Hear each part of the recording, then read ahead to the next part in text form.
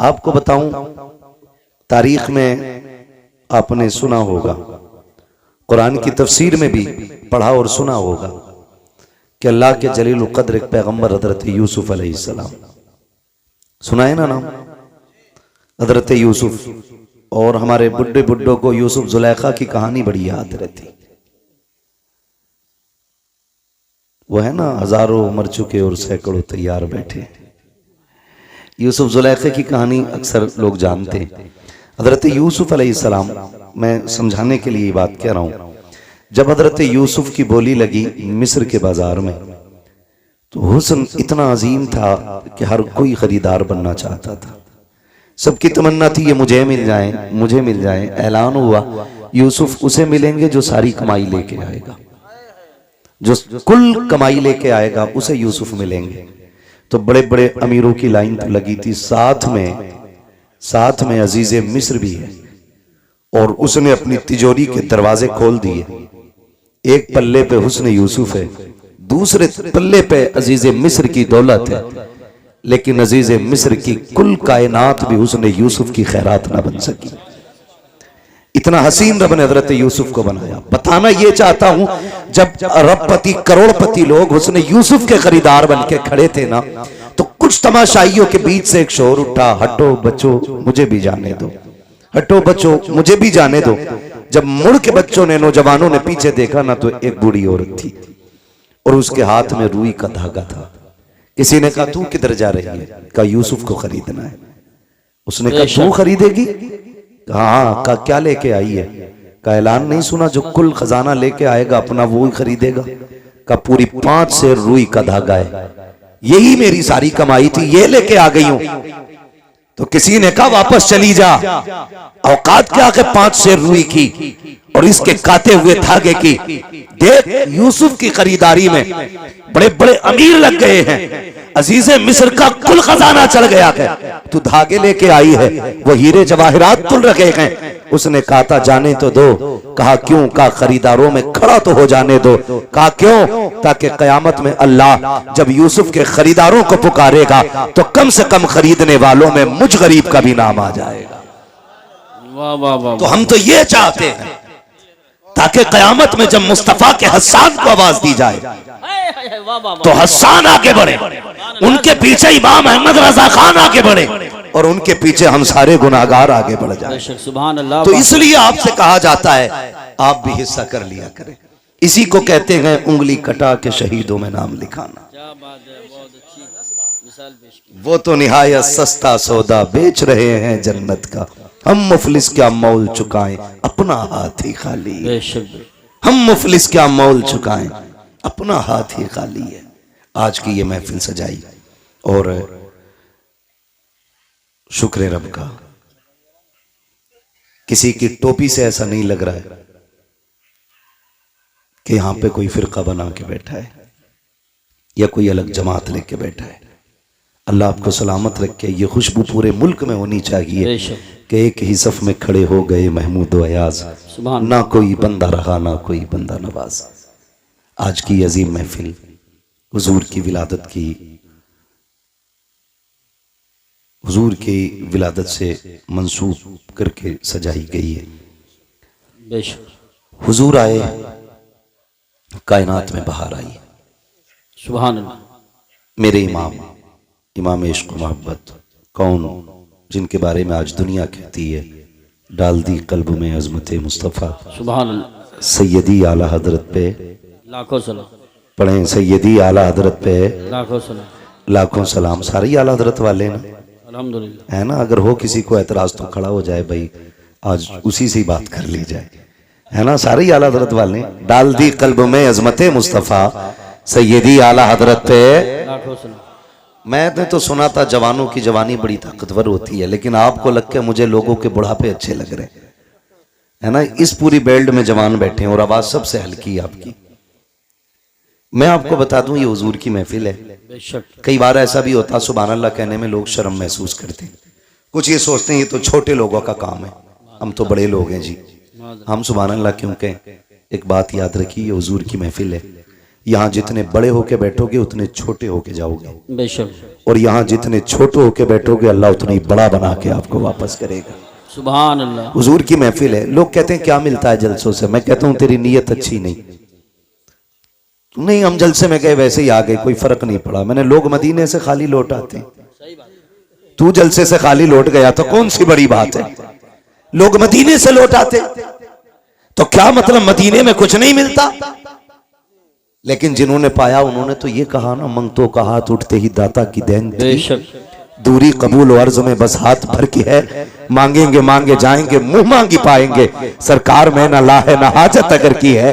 जिन्होंने उनको देते देखा है उन्होंने तो ये कहा ना, कौन देता है देने को मुंह चाहिए, देने वाला है सच्चा, देने वाला है सच्चा, देने वाला है सच्चा हमारा नबी। जिन्होंने देखते हुए देखा है उन्होंने तो बड़ी शान से कहा, आता है फकीरों पे उन्हें प्यार कुछ ऐसा, खुद भीख दें और खुद कहें मंगते का भला हो। लोग कहते जलसों में क्या रखा है, मैं कहता हूं महफिल में आके बैठ, खुदा की कसम अगर नीयत अच्छी हो, नींद यहां आ जाए तो फिर ख्वाब में शैतान नगी आमीना का लाल आया करता है। सुभान अल्लाह। हुजूर ख्वाब में आते हैं। फरमाया गया जिस जगह पर अल्लाह और उसके रसूल का जिक्र होता है उस जमीन को जन्नत की क्यारी बना दिया जाता है। बेशक बेशक बेशक। और कितनी बड़ी बरकत चाहिए, जन्नत की क्यारी बना दिया जाता है। तो यहां कोई बड़ा होके ना बैठे, सारे हुजूर के नौकर बन के बैठे। हम भी हुजूर के नौकर, आप भी हुजूर के नौकर। मेरी नौकरी नबी नबी करना है, आपकी नौकरी नबी नबी सुनना है, सुभान है ना। बस और मुझे जो कुर्सी मिली है वो इसलिए ताकि आसानी से मैं आपसे मुखातब हो सकूं। जी जी जी बेशक। बाकी कोई मेरे 8 हाथ पैर नहीं है, 4 आंखें नहीं है। मैं भी आप ही की तरह समाज में रहता हूं। बहुत गौर से मेरी बात सुनने की कोशिश करें। ये महफिल सजाई, अल्लाह इस महफिल के सदक़े में हर घर में बरकत अता फरमाए। आमीन। हुजूर आए, मेरे इमाम इश्क मोहब्बत ने, सरकार आला हज़रत ने फरमाया, आला हज़रत फरमाते मसला आला हज़रत का भी है, मतलब लफ्ज़ आला हज़रत पे भी बड़े झगड़े रहते हैं और रज़वी बरेलवी के भी बड़े झगड़े रहते हैं। एक बात मैं बता दूं, हर वली हर पीर की कोशिश और जिम्मेदारी ये है कि वो बंदे को खुदा तक पहुंचाए। जी बेशक। बहुत अच्छी बात है। समझ रहे ना, क्या जिम्मेदारी है बंदों को खुदा तक बोलें आप लोग, खुदा तक पहुंचाएं। हर वली की यह जिम्मेदारी है। अब रह गई छोटे बड़े के झगड़े की बात, तो आला हजरत बड़े हैं या शराफत मियां बड़े हैं, शाजी मियां बड़े हैं, वारिसे पाक बड़े हैं, साबिर पाक बड़े हैं, ये फैसला वो करे जो इनसे बड़ा हो। जी जी जी सही बात है, बिल्कुल सही फरमाया। बहुत गौर से मेरी बात सुनिए, ये फैसला वो करे जो इनसे बड़ा हो, और अगर इनकी बराबरी की भी औकात नहीं है ना तो फिर यही कह तेरे टुकड़ों पे पले गैर की ठोकर पे न वाह वाह वाह वाह। झिड़कियां खाएं कहां छोड़ के सदका तेरा, सदका तेरा। और याद रखिएगा, कुछ लोग सिर्फ अकीदत की बुनियाद पे माने गए, कुछ अजमतों की बुनियाद पे माने गए, लेकिन कुछ लोग वो हैं जो अपने कारनामों की बुनियाद पे माने गए। बेशक बेशक। सुभान। समझ रहे ना मेरी बात, कारनामों की बुनियाद पे माने गए, और अपने कारनामे की बुनियाद पे माने जाने वाले लोगों में एक नाम सरकार आला हजरत का नाम भी है। बेशक। मैं ये पूरी जिम्मेदारी के साथ कहता हूं, अल्लाह का शुक्र है कि मैं सिलसिले से जुड़ा हूं बरेली शरीफ। जी अल्हम्दुलिल्लाह। अगर मैं बरेलवी सिलसिले से ना भी होता, कादरी ना होकर के चिश्ती होता या किसी और सिलसिले से होता, फिर भी मैं इमाम अहमद रजा का दामन नहीं छोड़ता। जी बेशक। क्योंकि हम इमाम अहमद रजा को इसलिए नहीं मानते कि वो हमारे पीर घराने से हैं, हम इसलिए मानते हैं क्योंकि आज तक वो मेरे मुस्तफा की इज्जत और नामूस पे पहरे दे रहे। सुभान अल्लाह सुभान अल्लाह। वाह वाह वाह वाह वाह। इसलिए मानते हैं हम उन्हें कि वो आज तक मेरे मुस्तफा की अजमतों पे पहरे दे रहे हैं, आज तक उन्होंने हमारे अकीदे की हिफाजत की हुई है। अगर यही बात होती तो हम अजमेर वाले को नहीं मानते, हम कहते थे वो हमारे सिलसिले में नहीं है, लेकिन हम अजमेर वाले को बरेली वाले से ज्यादा मानते हैं। जी बेशक। सुभान। क्योंकि ईमान लाने वाले को मोइनुद्दीन कहा जाता है, ईमान बचाने वाले को इमाम अहमद रजा खान कहा जाता है। सुभान अल्लाह। तो हम अपने मोहसिन का एहसान माने। अब अंगूठा छाप दौर नहीं रहा, अब सारे पढ़ने लिखने वाले लोग हैं। अब किसी के कहने पे किसी को नहीं माना जाएगा, अब देख करके काम माना जाएगा। इमाम अहमद रजा को सिर्फ नारे की बुनियाद पे नहीं, हकीकत यह है कि उनके कारनामे को पढ़ने की जरूरत है, उनकी तहकीकात को समझने की जरूरत है। इमाम अहमद रजा की पूरी जिंदगी पढ़ लीजिए, न अपने बाप का तहफ्फुज किया है, न खानदान का तहफ्फुज किया है, न नस्ल का तहफ्फुज किया है। खुदा की कसम, आज खान साहब अगर मोहतरम मेरी नजर में है इसलिए है कि उस खानदान में बरेली का अहमद रजा खान पैदा हुआ है, लेकिन उसके बावजूद मैं कहता हूं इमाम अहमद रजा को इसलिए नहीं माना गया कि पठान घराने से ताल्लुक रखते हैं, इसलिए नहीं माना गया कि काबुल का खानदानी पठान है मेरा रजा, इसलिए माना गया है कि जब अजमत और नामूस पे उंगलियां उठाई गई, जब इल्मे गैब पर उंगली उठाई गई तो सारे खामोश थे। सबसे पहले उठने वाली आवाज को इमाम अहमद रजा की आवाज कहा जाता है, बरेली की आवाज कहा जाता है। मेरे इमाम ने जब इज्जत और नामूस पे बात मुस्तफा की आई थी और जब लोगों ने यह कहा था कि वो बड़े भाई की तरह है, गांव के चौकीदार की तरह है, तब मेरे इमाम ने कहा था खामोश हो जाओ। उनकी अजमत तो ये है, सरवर कहूं के मालिक को मौला कहूं तुझे, बागे खलील का गुले सेवा कहूं तुझे, तेरे तो वस्फ है बे तनागी से है बरी, हैरान हूं मेरे शाख में क्या क्या कहूं तुझे। नारे तकबीर, नारे रिसालत, नारे गौसियत, मसलके आला हजरत, फैजाने आला हजरत हजरत अल्लामा मुफ्ती हम्माद रजा साहिब क़िबला उलमाए अहले सुन्नत। सुभान ये है दामन, ये है गिरेबां, आओ कोई काम करें, मौसम का मुंह तकते रहना काम नहीं दीवानों का। बेशक। अब हमें घर के झगड़ों से निकल करके बाहर के झगड़े देखने, घर के झगड़ों से निकल के बाहर के झगड़े देखने हैं। अब शजरों पे फख्र नहीं करना है, बेशक। अब मुरीदों की रजिस्टर्ड नाम बताकर के इलाकों पे कब्जों पे बात नहीं होगी। क्या कहने हैं, वाह वाह वाह वाह वाह। अब ये नहीं कहा अरे अच्छों में अच्छा समझिए जिसे है उस अच्छे से अच्छा, हमारा नबी सब चमक वाले उजलों में चमका किए, अंधे शीशों में चमका हमारा नबी। सुभान अल्लाह, सुभान अल्लाह। बहुत खूब, बहुत खूब। और मैं तो खानका की लोगों से भी गुजारिश करूंगा, अब वक्त बैठने का नहीं है, निकलो अब हुजूर की अजमत के लिए, निकलो उनकी नामूस के लिए। किसी की इज्जत मेरे हुजूर की इज्जत से बड़ी नहीं, किसी का खानवादा मेरे नबी के घराने से आला नहीं, कोई भी इज्जत और रफात में मेरे आका से आला नहीं। याद रखिएगा, अब इज्जत उसी की जाएगी जो हुजूर की नामूस की बात करेगा, जो हुजूर की इज्जत की बात करेगा। अब हमें खानकाही झगड़ों में नहीं पड़ना है, अब हमें पीरों की अफजलियत नहीं, अब हमें अपने नबी की बात करनी है, हम अपने नबी की बात करनी है। क्या तमाशा कम नहीं बना, क्या क्या न किया गया। हमारे खानदानी झगड़ों ने भाई को भाई के खिलाफ खड़ा कर दिया, अपनों को अपनों का कातिल बना दिया। मेरे भाई किस ख्वाबे गफलत में हो, कचहरी जाके देख लो, जाकर के खुदा की कसम मुकदमे सबसे ज्यादा हम पर है, जेलों में जाके देखो हमारी तादाद सबसे ज्यादा है। इमरजेंसी वार्ड में चले जाओ, सर फटे टूटे फूटे सबसे ज्यादा मुसलमान आ रहे हैं। मुझे बताओ तो सही, टांगे तोड़ने वाला कौन है, सर फोड़ने वाला कौन है? अब्दुल्लाह का सर अब्दुल रहमान ने फोड़ा है, अब्दुल रहीम का सर अब्दुल गफूर ने फोड़ा है। आपस के झगड़े हमारे हैं। मेरे भाई मैं कुछ कहना चाहता हूं, अब वक्त बहुत सर से ऊपर जा चुका है। जो कहा गया था जमाना अपनी चाल चल चुका है, अब गुलाम मुस्तफा को बेदार होने की जरूरत है। किस चीज का झगड़ा है? इसने मेरे पीर को नहीं माना, इसने मेरे हजरत के हाथ नहीं चूमे। बंद करो सबके हाथों को चूमना, अब सिर्फ उसके हाथ चूमे जाएंगे जिन हाथों में मुस्तफा के लिए हथकड़ी होगी। अब उसके कदमों को सर का ताज बनाया जाएगा, जिसके कदमों में नबी के लिए बेड़ियां होंगी और ऐलान किया जाएगा तुम्हें जाना तुम्हें माना, न रखा गैर से काम, लिल्लाहिल हम्द में दुनिया से मुसलमान गए। नारे तकबीर, नारे रिसालत, देखो हमारे नबी की शान, बच्चा बच्चा है, देखो हमारे नबी की शान। ए गुस्ताख, ए कुत्ते, देखो हमारे नबी की शान। बच्चा बच्चा है कुर्बान। वो भाई निकलो इन झगड़ों से, कब तक झगड़े करोगे? ये मेरा अफजल मेरा अफजल, वो भाई कितनी देर?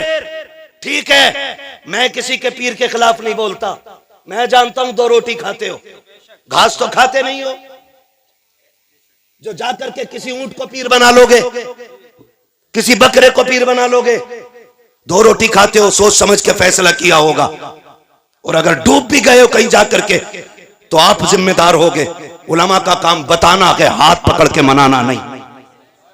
मर्जी है, लेकिन कहीं भी रहो हुजूर की इज्जत के पहरेदार रहो, हुजूर की इज्जत के पहरेदार रहो। कहां कहां तुम्हें टारगेट नहीं किया जा रहा है, तुमसे जरा सी गलती हो जाती है, इतने बड़े केस की इतनी बड़ी फाइल तैयार की जाती है, नाम पूछ करके फंसाया जाता है। अगर चेकिंग में नाम अब्दुल्ला आ गया, क्या हमने चौकों में नहीं देखा? चलो रामपुर दुराया खड़े होकर, मैं खुल के बात करता हूँ, हाथ कंगन को आरसी क्या, पढ़े लिखे को फारसी क्या, खुदा की कसम चौक में जाके देखो, सारा पानी खुमार उतर जाएगा। क्या दौलत तुम्हारे पास है? 20 बीघे जमीन है तो अपने भाई को जमीन पे गाड़ने पे लगे हो, 50 बीघे के मालिक बन गए हो तो अपनों के दुश्मन हो गए हो। औकात क्या के 100 बिगलने की मिनट नहीं लगते हैं, चुटकियों में बिक जाया करती है। कोई औकात जमीन और जायदाद की नहीं है। बड़े बड़े अमीरों को पैदल होते देखा है हमने, नंगे पैर वालों को गाड़ियों में चलते देखा है। दौलत का कोई खुमार नहीं, गुर्बत कोई लानत नहीं है। बदलो अपने रवैयों को, खुदा की कसम फख्र अगर करना है तो फिर इसके रसूल पे फख्र करो, गुलामी मुस्तफा पे फख्र करो। दौलत की औकात क्या है? कितने पैसे वाले मदीने न जा सके, कितने गरीब मुस्तफा हर साल बुलाते हैं, किसी को कोई लेके चला जाता है, किसी को कोई लेके चला जाता है। अगर दौलत असल होती तो खुदा की कसम कभी गरीब मदीने न जाता, और अगर दौलत असल होती तो कोई कमजोर हुजूर के चौखट तक न जाता। लेकिन हमने तो ये देखा है, महबूब की महफिल को महबूब सजाते हैं, आते हैं वही जिनको सरकार बुलाते हैं। सुभान अल्लाह माशाअल्लाह। निकलो इन झगड़ों से। हर गांव की ये कहानी है, हर गांव की ये कहानी है। बताओ ये, मगर ये याद रखना, हम किसी जाली पीर को किसी कीमत पे बर्दाश्त नहीं करेंगे, इसलिए कि पीर का काम खुदा से मिलाना है। और अगर वो ईमान पे डाका डालेगा तो फिर लकुम दीनुकुम वलिय दीन, फिर कोई मुरव्वत नहीं, फिर लात मार देंगे। हम आपको एक बार बताएंगे, इसके चंगल से बच जाओ, वरना दुनिया भी बर्बाद आखिरत भी। फिर काम आपको करना। मेरे भाई निकलो और हुजूर की इज्जत की बात करो, हुजूर की नामूस की बात करो। कुत्ता भौंक के कहता है, मैं तो उसे खिंजीर कहते हुए भी खिंजीर की तौहीन समझता हूं, जिसने 2 रातें पहले मेरे हुजूर के खिलाफ भौंका। मैं वो जुमले नहीं दोहराना चाहता, लेकिन उसको औकात दिखाना चाहता हूं। आज जो तेरा नापाक वजूद जमीन पे है, उसी मोहम्मद अरबी का सदका है। बेशक, वरना अगर हुजूर ने औरतों को इज्जत ना बख्शी होती तो तेरी मां किसी घर में सुकून से नहीं होती, या तो बाजार में बिक गई होती, या पैदा होते ही कत्ल कर दी गई होती। बकवास करते हुए शर्म नहीं आती? ओ भाई, अपने हुजूर के किरदार को जमाने तक काम करो। डॉक्टर इकबाल का वो शेर, यूं तो सैयद भी हो, मिर्जा भी हो, अफगान भी हो, तुम सभी कुछ हो, बताओ कि मुसलमान भी हो। जी बेशक है, पठान कुर्सी में बैठा तो किसी अंसारी को जगह नहीं, सही बात। तुरक बैठा तो कोई फकीर बगल में नहीं बैठ सकता। ये अफजलियत है, ये शानो शौकत है। शानो शौकत तो तब पता चलती है जब अल्लाह की बारगाह में किसी बंदे के तज़किरे किए जाते हैं। हाँ, इज्जत वाला वो है जो रब के नजदीक इज्जत हो, अजमत वाला। तेरे मेरे फैसलों से क्या होता है? आज हम इन्हीं झगड़ों में पड़े हुए, तो इस लायक नहीं, वो इस लायक नहीं। सुने, हुजूर ने करम सब पे किया है। मेरे इमाम ने क्या कहा था?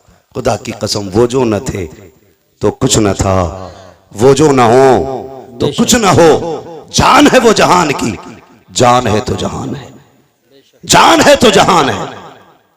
सुने, मैं तो खुल के कहता हूं, खुल के कहता हूं, जिस के घर में बेटी है वो किसी भी धर्म, किसी मजहब, किसी भी मिल्लत का हो, अगर हया वाला है ना, तो फिर मेरे नबी की आमद का झंडा जरूर लगाए। सुभान अल्लाह, वाह वाह वाह वाह। इसलिए कि बेटी किसी के भी घर की हो, किसी के भी घर की बेटी हो, उसकी इज्जत मदीने वाले के सदक़े में महफूज है। बेशक बेशक। मैं बेशुमार मुल्कों की कहानी आपको सुना सकता हूं, लेकिन मैं सिर्फ चंद बातें आपसे करूं। चंद बातें।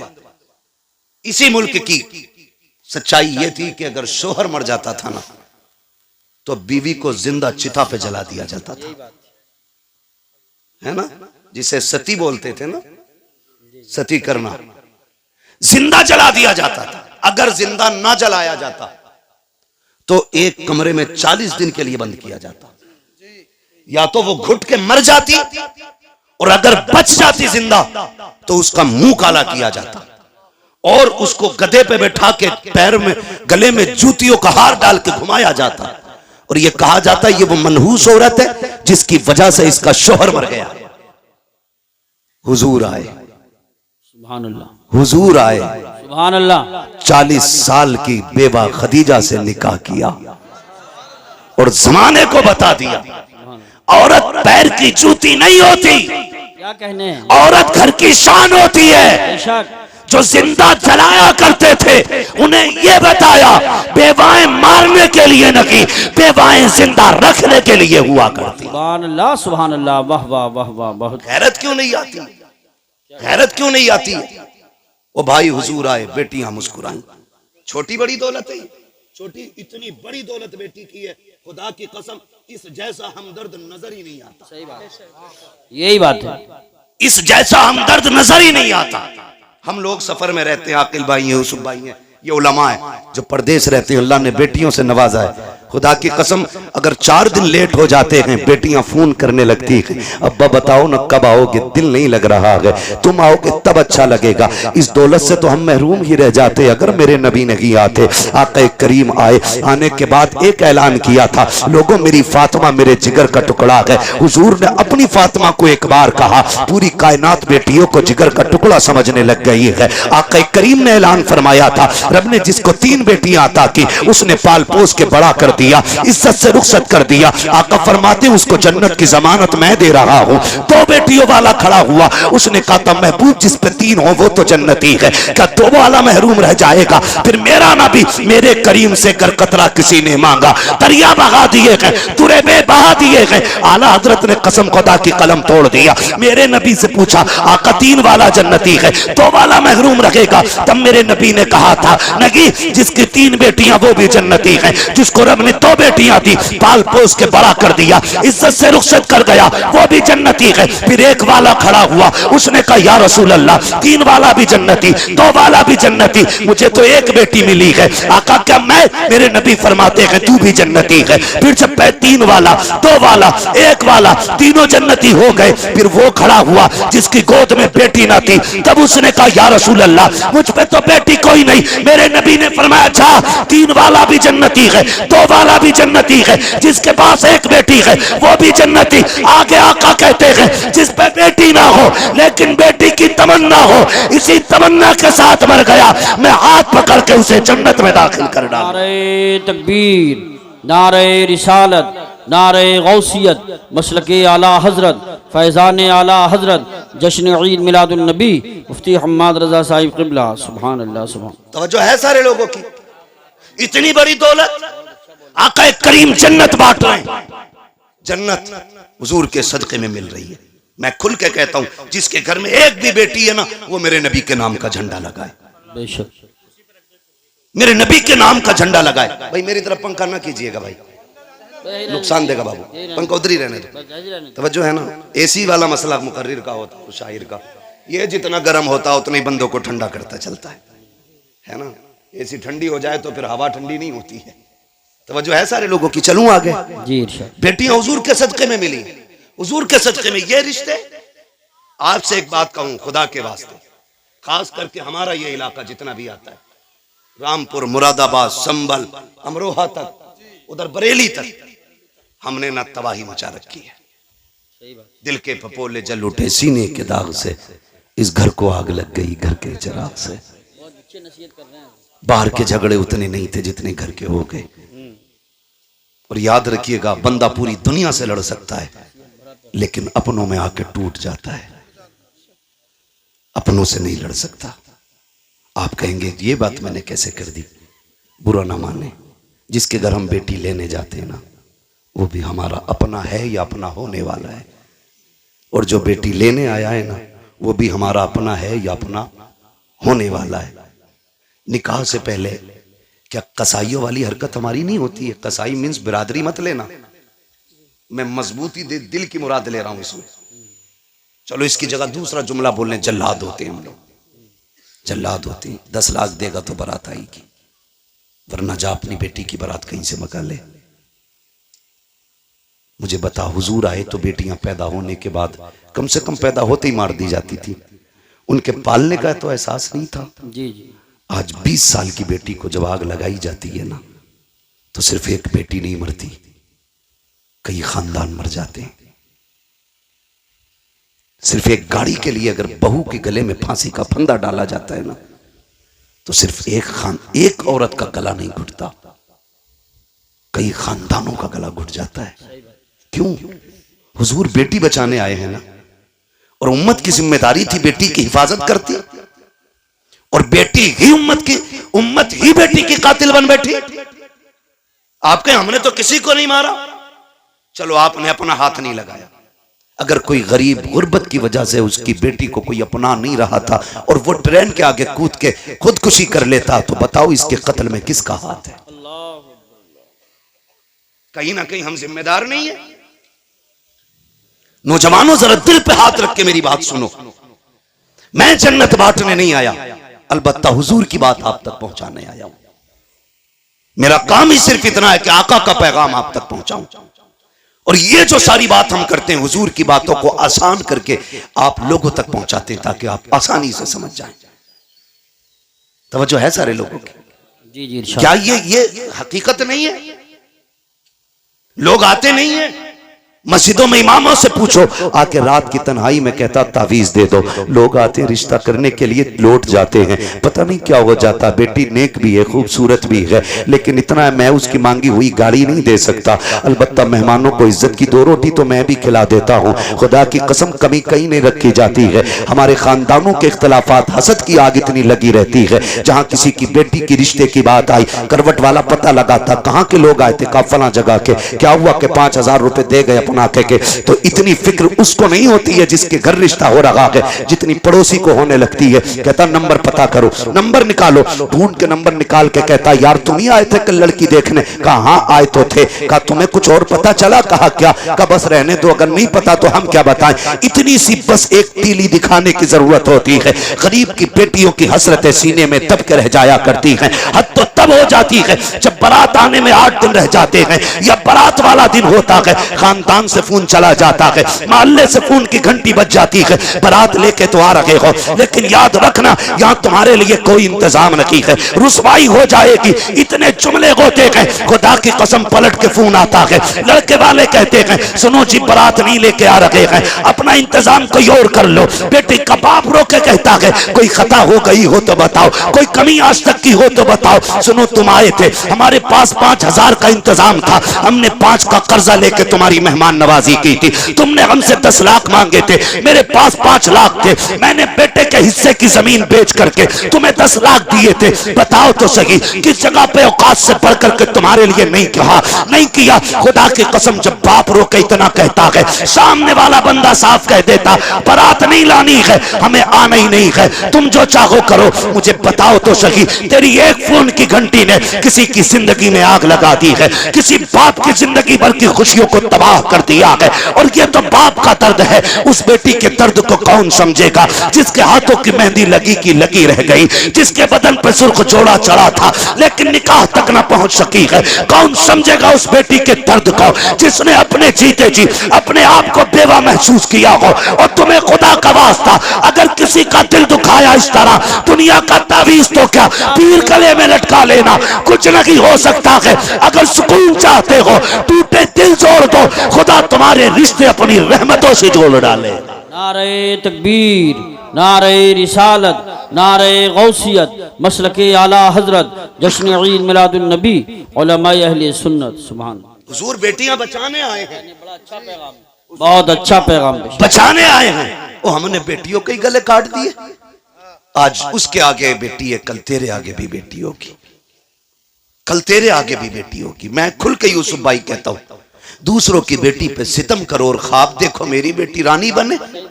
हो ही नहीं सकता। उसूल याद रखो, तुम दूसरे की बेटी को इज्जत दो, अल्लाह तुम्हारी बेटी को इज्जत अता फरमाएगा। बेशक ये उसूल है। तुम दूसरे की बेटी को इज्जत दो, अल्लाह तुम्हारी बेटियों को इज्जत अता फरमाएगा। कितना अजीम रिश्ता दिया रब ने। हुजूर आए, खुदा की कसम बेटियों वाली दौलत मिल गई।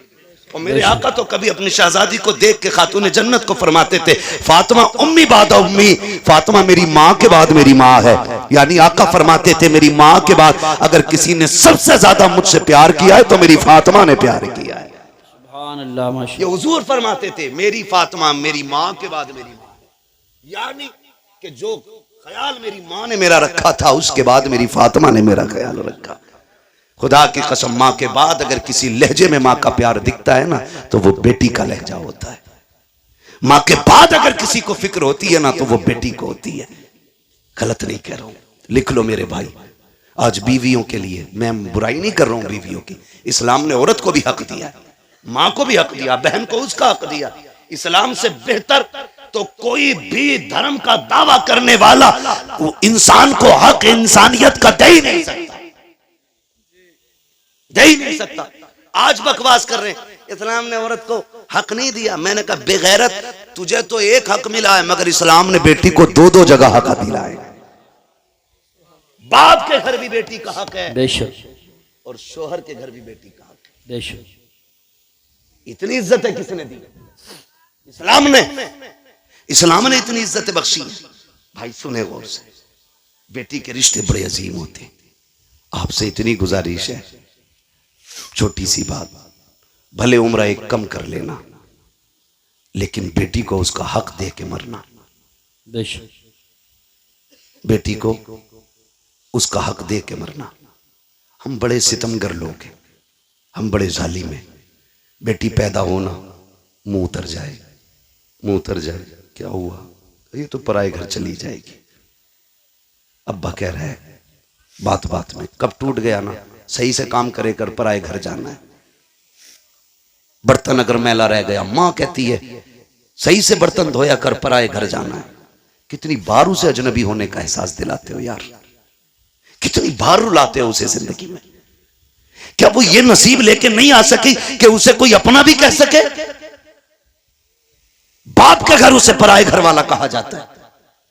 और जब 18 साल बाप की नौकरी करके ससुराल जाती है, वहां कोई कमी हो जाए तो कहती है पराए घर से आई है। क्या दिया तुमने यार, क्या दिया तुमने उसे? एक हवेली का हक न दे सके। हजरत दुआ करना 7वां उम्र है। बेटी को क्या दिया? का कुछ नहीं जी, आग लगे तेरे सफर में। बेटियों का हक खा के हज करने जा रहा है, अल्लाह मुंह पे मारेगा ऐसी इबादतें। वो कहेगा बंदे का हक अदा नहीं किया, मेरा हक अदा करने आया। लाजिम है आप पे, आप बेटी का हक दे के जाओ, वरना इतना जरूर कर लेना, कम से कम 16 कमरों वाली हवेली में एक छोटा सा कमरा बेटी के नाम कर जाना। सोच रहे हैं ना मैं क्या कह रहा हूं?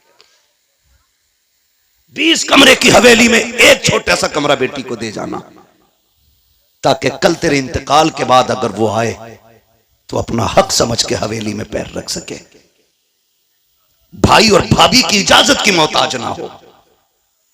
खुदा की कसम, बेटियां तब नहीं टूटी जब बाप का आंगन छोड़ के प्रदेश गई हैं। बेटियां तब टूट जाती हैं जब उन्हें मैके आने के ताने मिला करते। कहां के इंसान है हम? कितनी इंसानियत हमारे बीच में? मुझे बताएं, अपनी बहन रोते हुए दरवाजे से जाए तो फिर तुझे इंसान कहलाने का हक किसने दिया? एक कमरा बेटी को दे के जाना, वरना कई बहनें रो के कहती हैं 7 साल हो गए भाई बुलाने नहीं आया। अब्बा थे तो मैं हर 8 दिन में महीने में चली जाती थी, जब से बाप का जनाजा उठा है मैं तो मैं कहीं भूल गई। क्यों? क्योंकि हमें दौलत प्यारी हो गई, रिश्ते प्यारे नहीं रहे। खुदा का वास्ता यार, बहनों के साथ ये सितम न किया करो।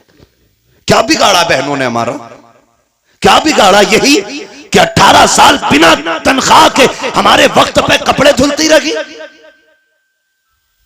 बगैर कहे हमें बिस्तर बिछे मिलते रहे। ये कसूर था बहन का कि जब भी तू परदेश से आया कभी तुझे ठंडा खाना नहीं खाने दिया। ये खता थी बहन की। बहनें कहती रही मेरा भाई यूसुफ आता होगा, मेरा भाई आकिल आता होगा, मैं उस वक्त रोटी पकाऊंगी जब ये दस्तरखान पे बैठेगा। बता इतनी फिक्र कौन करेगा? उसके लिए तुमने बहन छोड़ दी जो पका के रख के कहती किचन से निकाल के खा ले, जो कहती मुझे वक्त नहीं है, तू लेट आया, खाना मैंने वक्त पे बनाया था, उसके लिए बेटियां छोड़ दी। बदलो यार अपने आप को। खुदा की कसम बहुत बड़ी नेमत हुजूर के सदके में बहन की शक्ल में मिली है, बहुत बड़ी दौलत बेटी की शक्ल में मिली है। और मैं तो खुल के कहता हूं जिसने आजमाया ना हो आजमा लेना। जाओ तुम्हारी मर्जी करे, 8 दिन के लिए दिल्ली मुंबई या दुनिया के किसी कोने में घूमने के लिए चले जाओ, फिर जब पलट के आना जानबूझ के ताखीर से घर पे आना, 1 बजे 2 बजे रात को आना।